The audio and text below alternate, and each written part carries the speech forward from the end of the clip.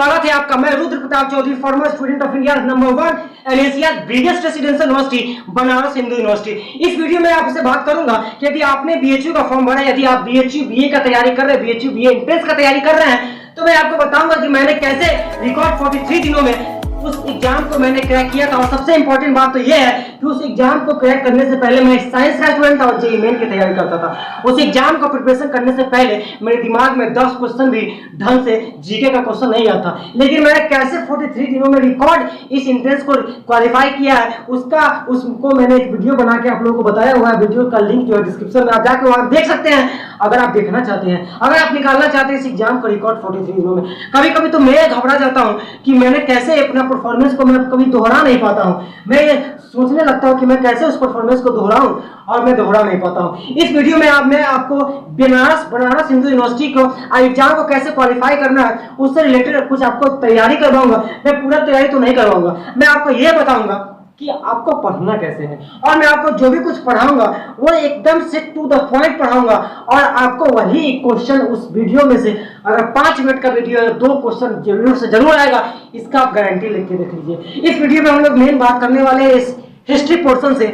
आपका जो है बौद्ध का जो संगति हुआ था, जो चार बौद्ध संगति हुआ था, वो कहाँ हुआ था, किसके शासनकाल में हुआ था और उसका चेयरमैन कौन था। ये क्वेश्चन आपको 4 लग रहा है, लेकिन है इसमें 4 3 12 13 क्वेश्चन। उस क्वेश्चन को देखिए, आप पढ़ तो सकते हैं, पढ़ता तो दुनिया में सब कोई है, लेकिन सब कुछ यहाँ का खेला है। कॉपी का किताब का खेल नहीं है। कॉपी किताब दुनिया में अथाह समुंदर है, आप उसको पढ़ के एग्जाम नहीं क्वालिफाई कर सकते हैं, आप इंट्रेंस नहीं क्वालिफाई कर सकते हैं। आप विद्वान बन सकते हैं, आप टीचर बन सकते हैं, लेकिन इंट्रेंस नहीं निकाल सकते। इंट्रेंस निकालने के लिए आपके दिमाग में वो चीज होना चाहिए जो आपके एग्जामिनर के दिमाग में जो चीज है वही चीज आपके दिमाग में होना चाहिए, वरना आप समुंदर पी जाएंगे लेकिन आप जो है एक एंट्रेंस नहीं निकाल पाएंगे। चलिए इस वीडियो में हम शुरू करते हैं वीडियो को कि हम लोग चतुर्थ बौद्ध संगीति हुआ था, कैसे हुआ था, कहां हुआ था और इसको किस तरह से याद करना है। सबसे पहले मैं आपको बताऊंगा कि कैसे कैसे कौन चीज कहां हुआ था, किसके शासनकाल में हुआ था। उसके बाद सबसे इंपॉर्टेंट चीज होता है कि उसको याद कैसे करना है, कि एक बार पढ़ लिए और हम 2 महीना 3 महीने तक उसको याद कर सके। वही सबसे इंपॉर्टेंट चीज है कि पढ़ता तो सबको ही है, लेकिन दिमाग में जो उसका रीडिंग पावर होता है, जो मेमोरी पावर होता है, वो सबका इंपॉर्टेंट, सबका अलग अलग होता है और यही से खेल होता है कंपटीशन का। चलिए वीडियो को शुरू करते हैं और हमारा आज का पहला क्वेश्चन है कि पहला बौद्ध संगीति जो है वो कहाँ पे हुआ था। पहला क्वेश्चन है, राजगीर में हुआ था और किसके चेयरमैनशिप में हुआ था, महाकश्यप के चेयरमैनशिप में हुआ था और किंग कौन था, अजातशत्रु। दूसरा बुद्धिस्ट काउंसिल का हुआ था भैया, तो दूसरा बुद्धिस्ट काउंसिल हुआ था वैशाली में और इसका चेयरमैनशिप कौन किया था, सर्वकामी किया था। किसके शासनकाल में हुआ था, तो कालाशोक के शासनकाल में हुआ था। तीसरा बौद्ध संगीति जो है वो पाटलिपुत्रा में हुआ था, मोगलीपुत्तम तिसा के शासन के चेयरमैनशिप में हुआ था और अशोक के राज्य में हुआ था। उसके बाद हम लोग आते हैं फोर्थ जो हुआ था वो कश्मीर में हुआ था, वासुमित्रा इसका जो चेयरमैन था और जो है वो कनिष्क के शासनकाल में हुआ था। अब सबसे इंपॉर्टेंट ये आता है कि इसको याद कैसे करना है बहु, क्योंकि इसमें जो है बहुत कंफ्यूजिंग क्वेश्चन है और एक न एक क्वेश्चन आपका एकदम पक्का आएगा। बीए चाहे वो बीएचयू बीए एंट्रेंस का हो, बीएचयू या सोशल साइंस का हो, एक नया क्वेश्चन आएगा, जरूर आएगा। आप गांठ बांध कर रख लीजिए। अब चलिए इसका सबसे इंपॉर्टेंट पोर्शन पे हम लोग ध्यान देते हैं कि इसको याद कैसे करना है। देखिए दुनिया में जो भी काम कोई करने वाला पहला इंसान होता है वो महान होता है और वो महान होता है। और पहले के जमाना में महान कौन थे, तो पहले के जमाना में महान कौन होता था, जो राजा महाराजा होता था। उसका बेटा ही महान है वही राजा बनेगा, उसका बेटा ही महान है वही राजा बनेगा, दूसरा का बेटा राजा नहीं बन सकता है। वो चीज अब गणतंत्र में नहीं होता है। तो पहला जो है कहां पे हुआ था, राजगृह में हुआ था। ओ माय गॉड, राजगृह में हुआ था, राजाओं का गृह था, वहां पे राजगृह में हुआ था। उसका चेयरमैनशिप कौन किया था, तो महान आदमी राजा के घर में पैदा होता तो महाकश्यप किया था। उसके बाद इसका शासन कौन था और महान आदमी कौन बन सकता है, महान राजा कौन बन सकता है, तो महान राजा वही बन सकता है जिसका कोई शत्रु ना हो। तो पहला जो बौद्ध संगति हुआ था वो आपको राजगृह में हुआ था। राजा का बेटा क्या बनता है, महान बनता है, तो महाकश्यप उसका चेयरमैनशिप किया था। और इसके बाद आते हैं किसने किया था, तो अजातशत्रु ने किया था। क्योंकि कौन राजा महान बन सकता है, जिसका अजातशत्रु, जिसका कोई शत्रु नहीं है, वही महान बन सकता है। अब आपको ये पूरा एक सीरीज में कहानी के फॉर्मेट में आपके दिमाग में घुस गया कि राजा का बेटा महान बनेगा महाकश्यप, राजगृह में कौन पैदा लेगा, महान लोग, तो महान लोग हो गया, राजगृह में हो गया। उसके बाद कौन राजा महान बनेगा, तो अजातशत्रु बनेगा, जिसका कोई शत्रु नहीं वही राजा महान बनेगा। सेकंड पे आते हैं हम लोग उसके बाद क्या है, अब देखिए सेकेंड जो बुद्धिस्ट काउंसिल हुआ था वैशाली में हुआ था। अब देखिए राजगीर कौन से जिला में पड़ता है, तो वैशाली जिला में पड़ता है। कौन जिला में पड़ता है, राजगीर जो है वैशाली जिला में पड़ा। तो पहले राजगीर उसके बाद वैशाली, पहले राजगीर एक छोटा सा जगह उसके बाद वैशाली, तो कौन सा हो गया, उसके बाद पहले राजगीर के बाद आता है वैशाली। तो सेकेंड बुद्धिस्ट काउंसिल कहाँ पे आएगा, सेकेंड बुद्धिस्ट काउंसिल आएगा वैशाली में आएगा। किसके चेयरमैनशिप में हुआ था, तो सर्वकामी के चेयरमैनशिप में हुआ था। और इसका किंग कौन था, तो कालाशोक किंग था। अब इसको कैसे याद करेंगे, आप देखिए पहला था अजातशत्रु, उसके बाद है कालाशोक। अब देखिए इसका जो है वो सर्वकामी हुआ था वैशाली में। अब देखिए जब वैशाली बोलिएगा तो सर्वकामी, SARVAKAMI, VA से कहाँ चल गया, वैशाली। तो सर्वकामी वैशाली में ही सर्वकामी छुपा हुआ है।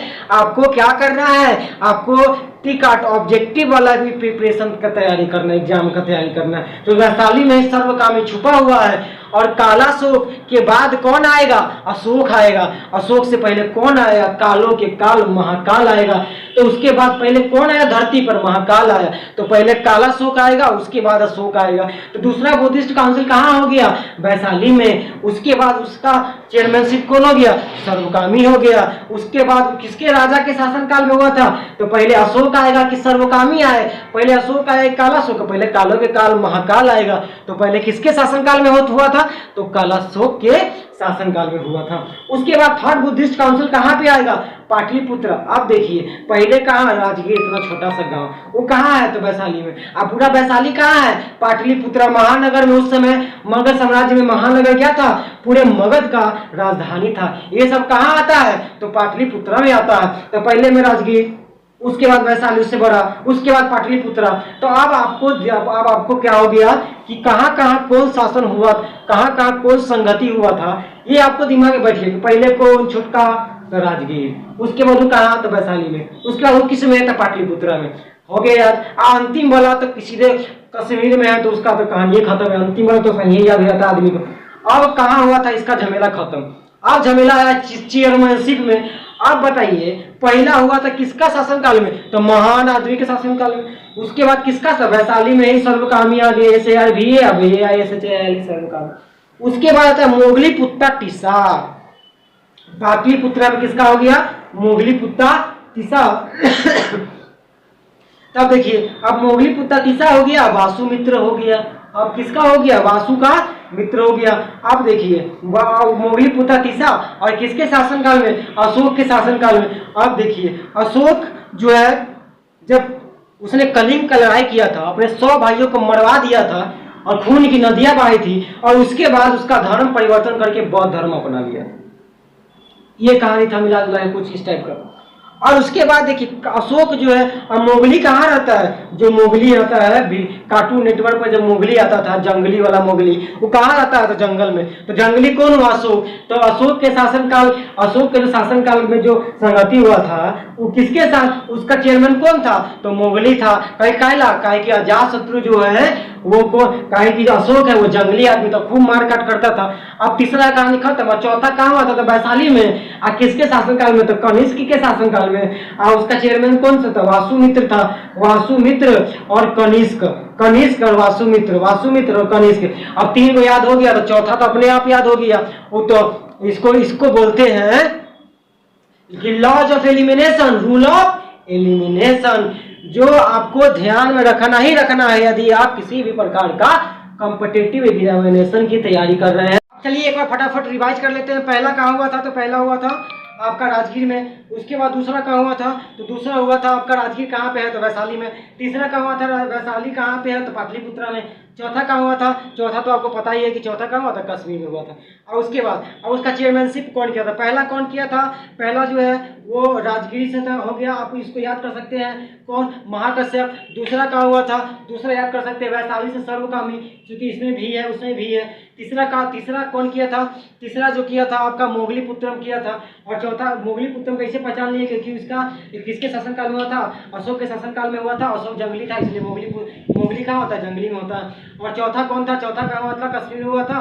और चौथा का जो है वो चौथा का शासनकाल किसमें हुआ था, तो वासुमित्र के शासनकाल में हुआ था। और चौथा का राजा किसके दरबार में हुआ था, तो कनिष्क के दरबार में हुआ था। और पहला किसके दरबार में हुआ था, तो पहला हुआ था अजातशत्रु के दरबार में, क्योंकि उसका राजा जो है किसकी वही महान राजा बनेगा जिसका कोई शत्रु नहीं है। दूसरा किसके साल में, पहले महाकाल आया उसके बाद आदमी आया, तो पहले कालाशोक आ गया। उसके बाद तीसरा किसके काल में हुआ था, तो अशोक के काल में हुआ था। चौथा किसके काल में हुआ था, तो कनिष्क के काल में हुआ था। इस प्रकार आप देखते हैं कि आप लोगों ने किस प्रकार ट्रिक से स्टोरी बना के किसी चीज़ को पढ़ लिए। अब देखिए ये मेरा स्टोरी है, इसको मैंने डिजाइन किया था, लेकिन हर चीज़ में मैं आपको नहीं समझा सकता हूँ, क्योंकि उतना अगर समझाने लगे तो उसके लिए तो आप रेगुलर से पढ़ाना पड़ेगा, उसके लिए बैच अनाउंस करना पड़ेगा।